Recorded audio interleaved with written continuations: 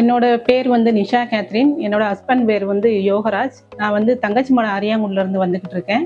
கனி ஹாஸ்பிட்டலுக்கு வந்து நான் வந்து வந்தது எப்போனா, என்னோட மேரேஜ் வந்து முடிஞ்சு ஒரு 6 மாதம் கழிச்சு தான் நான் இங்கே வந்தேன். ஃபஸ்ட்டு வந்து என்னோட ஹாஸ்பிட்டல் வந்து எனக்கு எங்கே இருக்குன்னு தெரியாது. என்னோட மாமியார் சொல்லி தான் நான் இந்த கனி ஹாஸ்பிட்டலுக்கு வந்தேன். கனி ஹாஸ்பிட்டலில் வந்து நஸ்ரின் மேம் வந்து நல்லா பார்ப்பாக, ட்ரீட்மெண்ட் நல்லா பார்ப்பாக, இங்கே போய் பாருன்னு சொன்னாங்க. எனக்கு வந்து பிசிஓடி பிரச்சனை இருந்துச்சு. மேம்கிட்ட வந்து ரெகுலராக வந்து செக்கப் வந்துட்டு அப்புறம் எனக்கு ஏஆர்சியில் வந்து ட்ரீட்மெண்ட்டுக்கு எழுதி கொடுத்துருந்தாங்க. ஏஆர்சியில் வந்து பார்த்தப்ப வந்து எஃப்எஸ் ஸ்டேடின்னு சொல்லிட்டு இங்கே இருக்குது. கருமுட்டை வளர்ச்சிக்கு வந்து ஒரு நாள் விட்டு ஒரு நாள் வந்து நாங்கள் ஸ்கேனுக்கு வந்தோம். அப்போ மேம் சொல்லியிருந்தாங்க, உங்களுக்கு வந்து நிறையா டைம் பார்த்தாச்சுப்பா, எதுக்கும் வந்து அந்த கருக்குழாய் அடைப்பு சோதனை ஒன்று பார்த்துருவோம்னு சொல்லிட்டு மேம் எழுதி கொடுத்தாங்க.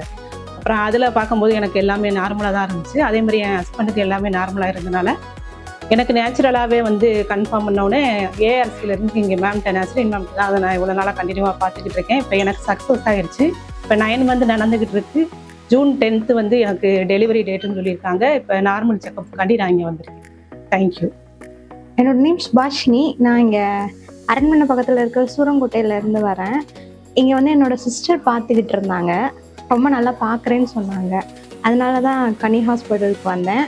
மேம் ரொம்ப குவைட்டாக சைலண்ட்டாக பேசுவாங்க.